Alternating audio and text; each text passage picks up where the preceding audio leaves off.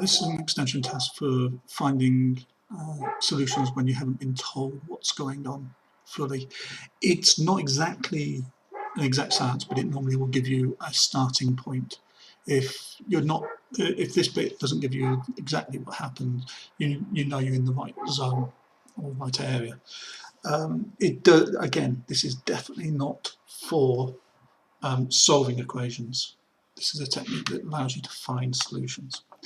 What you do is you ignore effectively this term, and you're only looking at the most powerful term. This is called the order of the polynomial. This is an order 3 polynomial. So we've got expression that's a polynomial. It only contains a letter with integer powers. So this polynomial, we're going to try and find just a number that would roughly work. So we're going to say it's x cubed is somewhere around 60. Take to the other side so that we've got x cubed is approximately 60 shared by 2 is 30. We're bringing this to the other side, so we're going to divide both sides by 2. And then the opposite of cubing, its opposite is the cube root. Last week we were dealing with squaring and square roots. Now we've got cube roots, and you need to find that on your calculator. Use the calculator to find that answer. So 30, and I want the third root.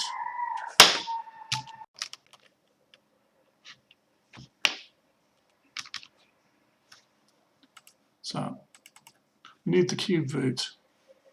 This is still recording now. It's recording. So we need the cube root, the third root of 30. And that will give me a guess. And we're only looking for the whole number. So this says it thinks the answer is around 3.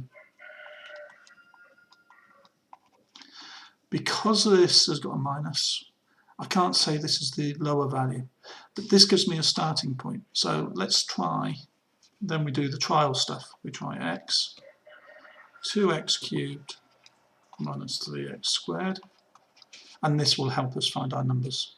So if x is 3, put it into my calculator, 3, shift, store in x, 3, shift, store in x, there we go. And then I put my expression in, 2 alpha x, or type in 3 there, cubed,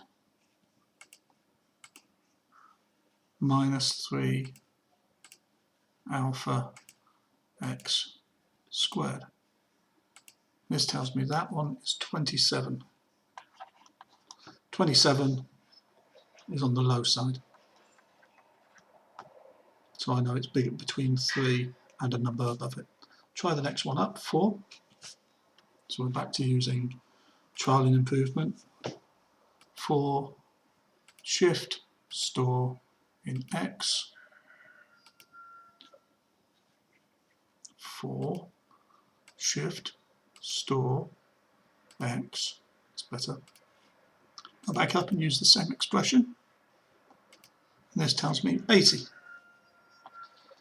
80 is too big for 60, so that's my high value. So I know I've got an answer now. So my first guess is x is between 3 and 4. And that will allow me to go off and work them. So that's how you can find a short way to give me my starting number. You're worried about this greatest power part. Make it equal to the 60, the number you're targeting, and then manipulate your expression around it. Okay.